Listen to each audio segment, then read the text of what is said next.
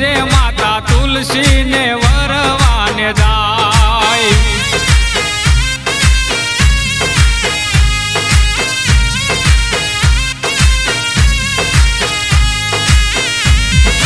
હે બેસતા વર્ષના લગ્ન લેખ રે લખાણા વરધી આવે 11 ને તિથિ 11 મારો ઠાકર પરણવાને જાય। હોજી રે માતા તુલસી ને